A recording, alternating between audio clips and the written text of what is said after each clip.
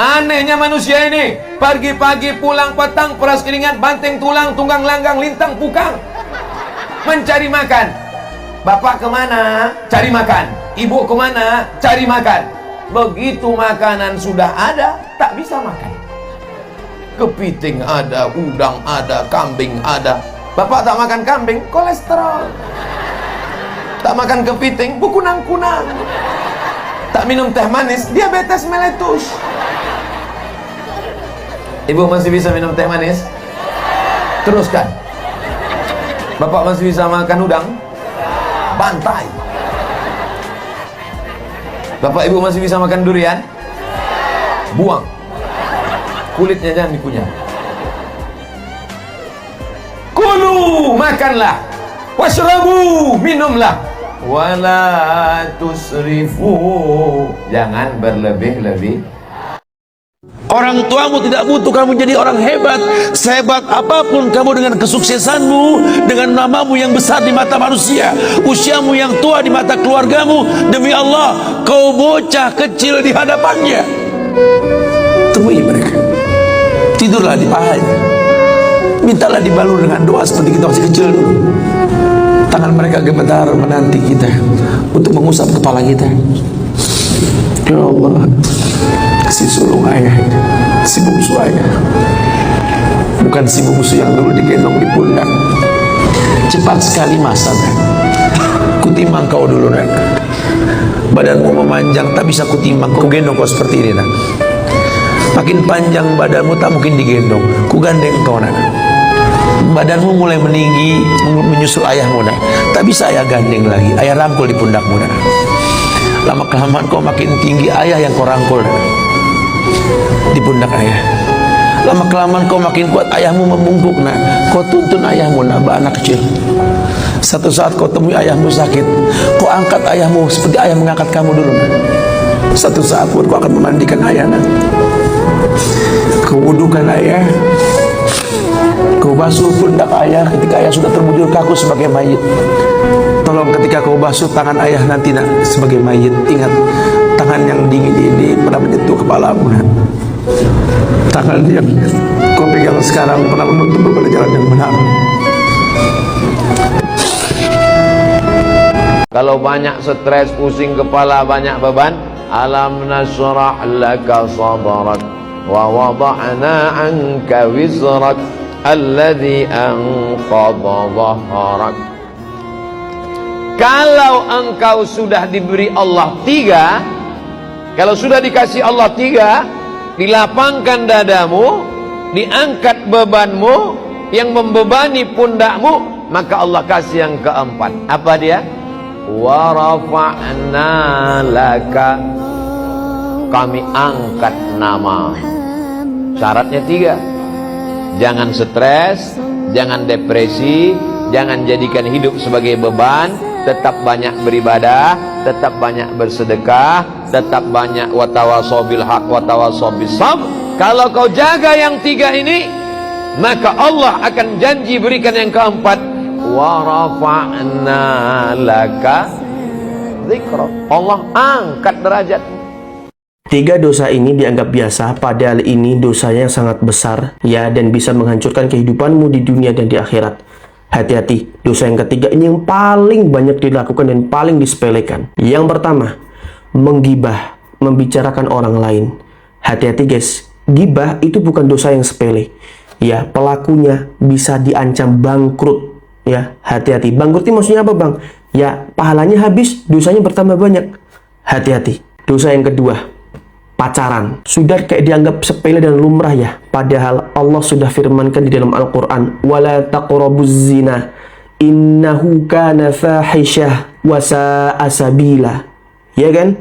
Zina, segala bentuk pintu-pintunya itu adalah jalan yang sangat buruk. Hati-hati. Yang ketiga, meninggalkan sholat.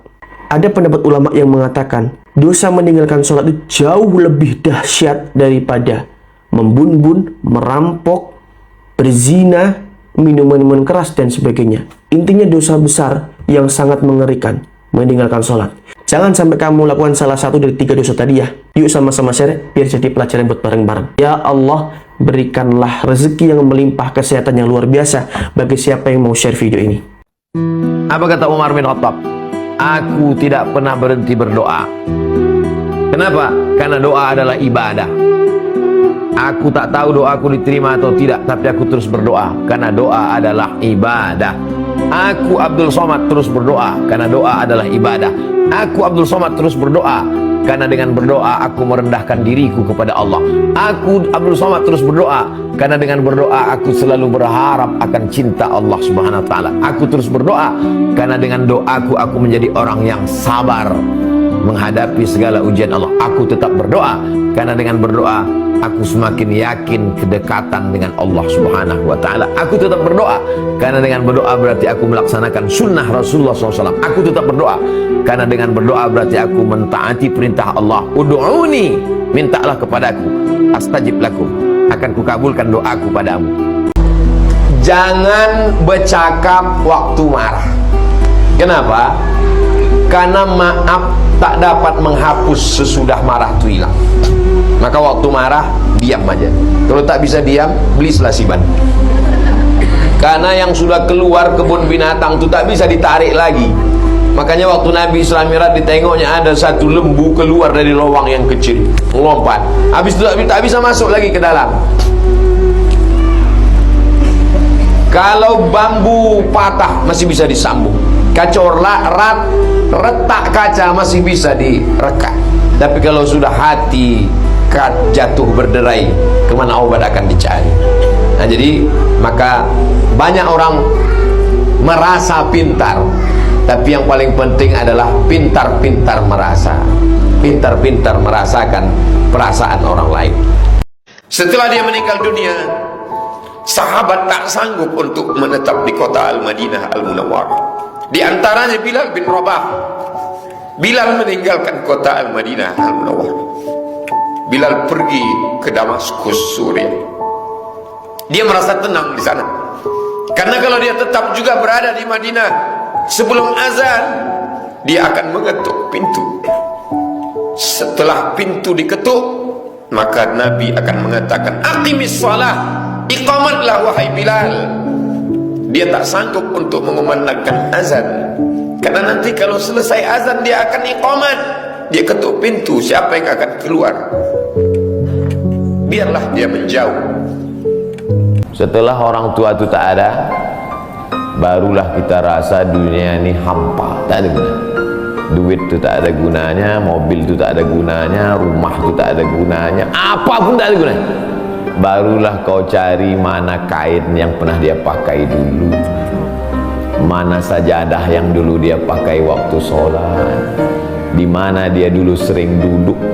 Bekas tempat duduknya aja pun bisa menghilangkan rindu. Tapi setelah dia tak ada, makanya mumpung dia masih ada, ciumlah tangannya, peluklah badannya, ciumlah keningnya. Kalau kau ada duit, kirim. Siapa orang yang kira-kira bisa digaji, dibayar untuk memasakkan dia di rumah? Berkirimlah. Karena sampai masanya nanti duit yang banyak itu tidak ada gunanya. Sebanyak apapun kau simpan tak ada rasanya lagi, hampa, tak ada gunanya. Maka mumpung dia masih ada, Idul Fitri paksa-paksakanlah pulang. Mahal tiket pesawat, tabunglah, teleponlah.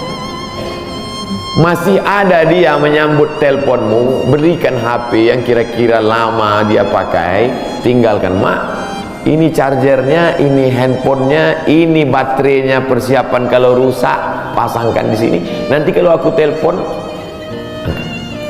sampai masanya nanti handphonenya berbunyi tapi tak ada yang angkat. Selagi dia masih ada, senangkanlah hatinya, kirimkanlah kain. Kain itu tidak akan dia pakai, tapi insya Allah menyenangkan hati dia. Ketika hatinya lapang, lapang rezeki. Ketika hatinya senang, senang hidup. Tapi kalau sudah hatinya sempit, meleleh air matanya rindu karena tak pernah kau telepon, disitulah awal azab Allah datang. Kau akan berenang dalam kesengsaraan. kita merenung, apa yang selama ini menjadikan saya salah sehingga tak mampu dekat dengan Allah? Apa yang menjadikan selama ini saya jauh dari Allah?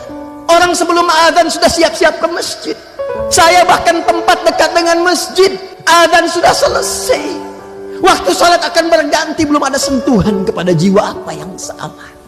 Anak kecil 3-4 tahun hafal Quran, ada yang matanya bahkan tidak mampu melihat.